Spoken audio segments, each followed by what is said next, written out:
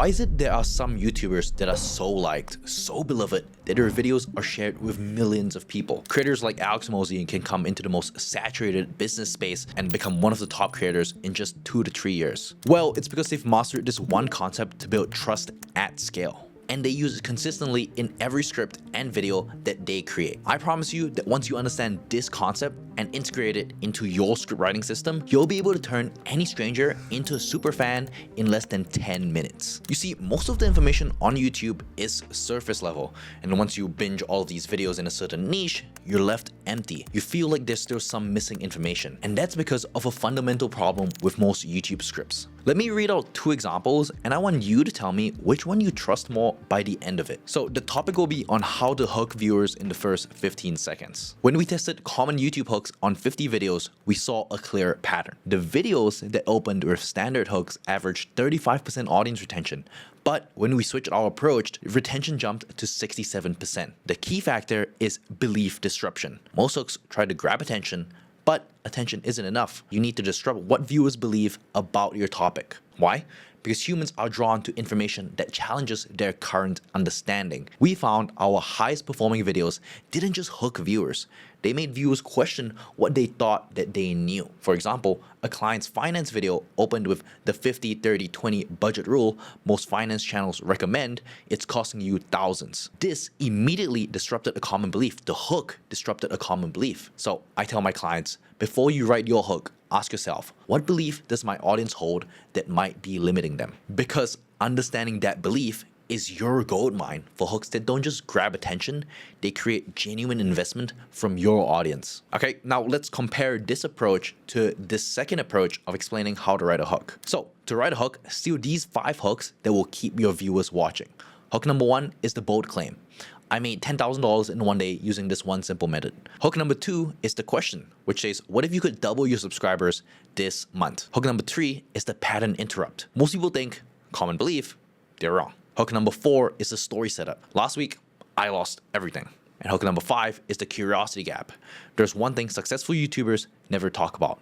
And then I go on to talk about all of these different hook types. Obviously, the first one was a little bit longer, but it actually fully explained the topic, while the second approach just gave you the value. What I'm trying to get at is that it's not about the value that you give that your viewers care about. It's that they want to feel like that you have the solution for them. The viewer wants to feel heard. They want to feel seen. They want to feel like they have a friend who understands them. Or in other words, that there's someone that they can trust. And it's only when they trust you do they take your information and implement it and get tangible results in their life. Most people in their content skip the step of building trust and immediately go to giving value. Everyone will tell you that having a good script with great information is what makes you go viral, but really, a good script is one that keeps attention of the viewer by building trust with the right audience. Because having trust plus the right audience gives you the ability to monetize. But if you have trust with the wrong audience, you won't be able to monetize and you'll be on this hamster wheel of talking to people that you don't care about. And if you have no trust,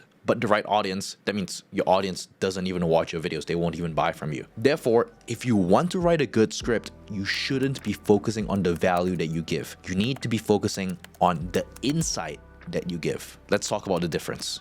There's this Blair Warren quote that I love that says, people will do anything for those who encourage their dreams, justify their failures, allay their fears, confirm their suspicions, and help them throw rocks at their enemies. Most YouTube gurus will tell you to give value in your scripts. Well, this makes sense at first, right? Give value and people will trust you. But what actually happens when you give value is, number 1, you find out about something valuable, you teach it to someone, the how of to someone, you make an offer so that people can get some more. But the thing is, people don't actually take the offer because you already gave the solution away to them. You already gave them the value. It's not value that you want to optimize for, because understanding the difference between value and insights will determine the type of content that you write in your scripts and ultimately the type of videos that you make. Value content is showing people what YouTube settings are the best for their channel. It might get you many views, but when the viewer watches this video, they'll go ahead and apply settings to their own channel and they won't actually buy any products from you. But if you make this video like Oscar Owen did, I showed Will Brown how to make $750,000 per month on YouTube. Even though it might get a tiny fraction of the views, I bet Oscar Owen actually made a ton of money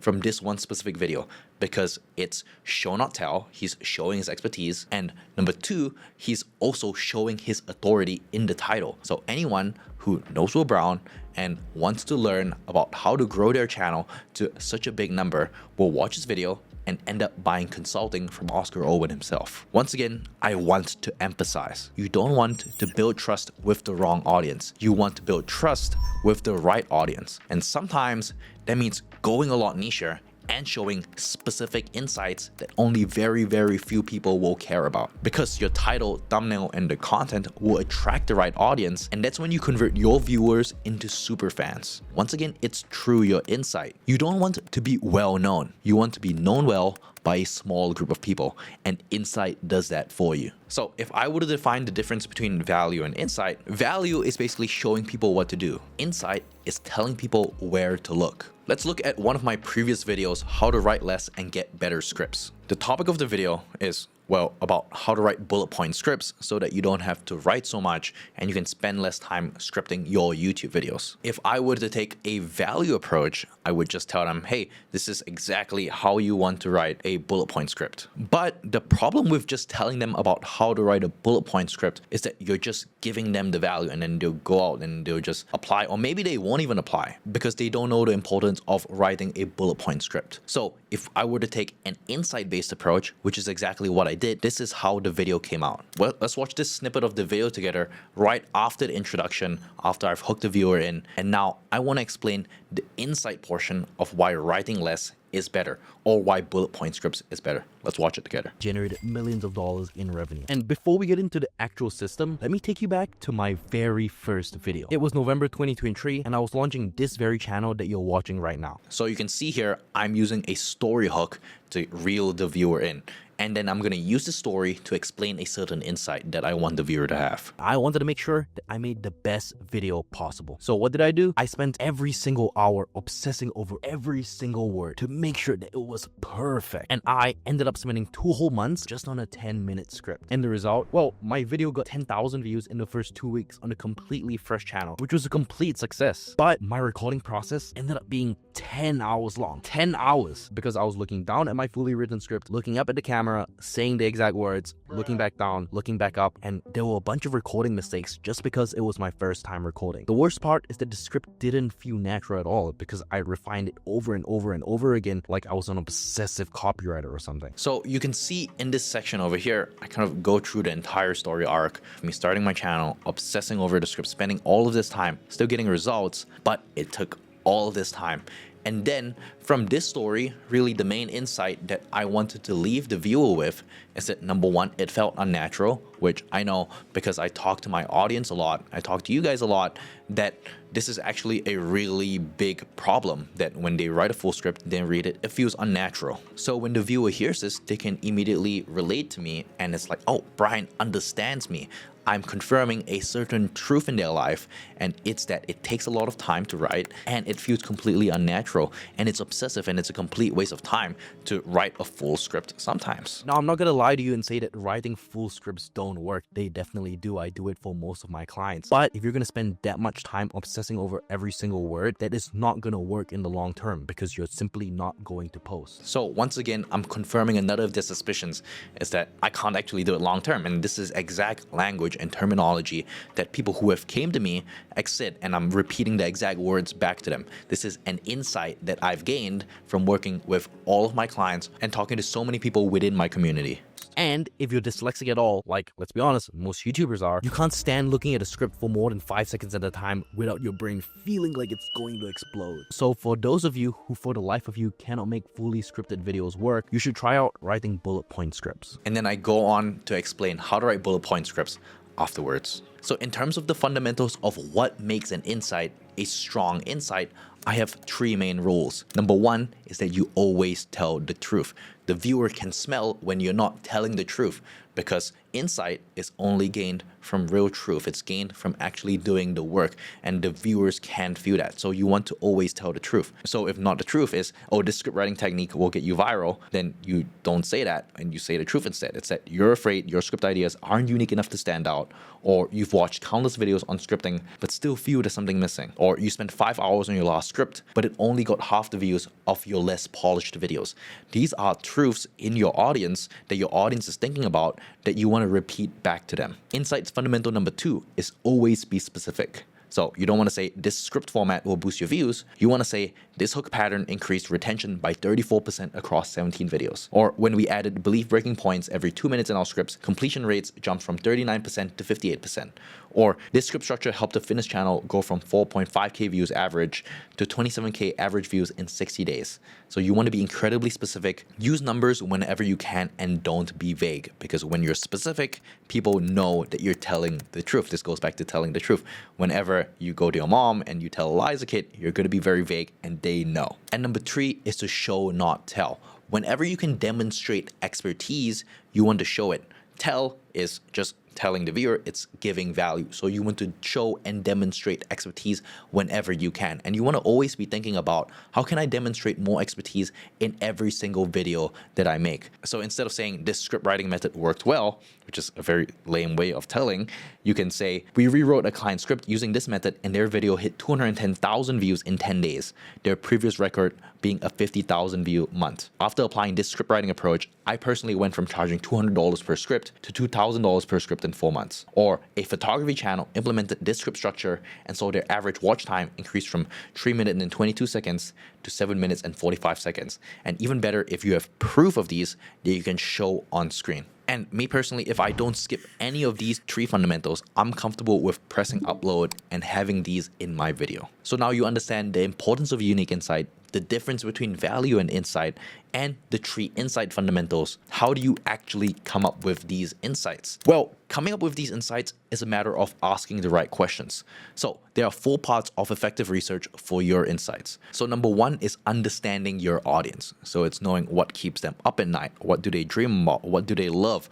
How old are they? What is their demographics, etc., etc. Number 2 is competitor analysis. This is a big thing in research. What insights are your competitors currently saying that you can kind of counteract? What is your audience thinking about because they're watching all of this other content right now? Number 3 is content gathering. So it's gathering certain facts, certain ideas, certain statistics that you can then counter in your content or use to back up your insights. And number 4 is validation. So it's checking that the insights that you have is actually correct. It's checking that the facts, statistics that you actually collected is accurate so that you can present it to your audience and build trust that way. And so in order to find standout insights, I have this list of questions here that I look at every single time when I'm trying to write a YouTube video. I ask myself, what do you believe to be true that most people don't? What problem does your audience have that they can't articulate?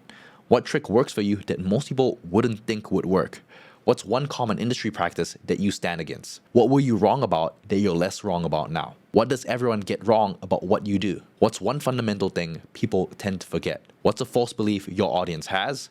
And what is your audience overcomplicating? So in this specific video, what is the insight that I'm trying to convey to you? So I looked at this list and I said, oh, what's a false belief my audience has? My audience has a false belief that giving value is the best way to write an educational script, when that's not actually true.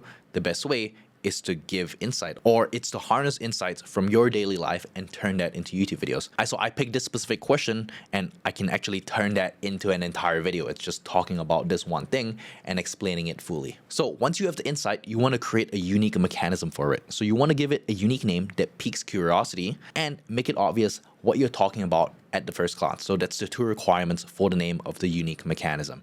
So an example would be the backwards scripting framework. So that's scripting backwards. Maybe it's writing the body first and then the hook. Now the belief pattern interrupt, or the out sophistication principle, right? Some of these has some element of curiosity, but it's also kind of obvious what you're trying to talk about if given the context. So there you go. That's how you create insight-based content instead of value-based content so that you can build trust at scale and grow your audience from 0 to 100,000 to a million followers, because the top creators have used this. You love all of your top creators because they give unique insights. Alex Mosey has unique insights.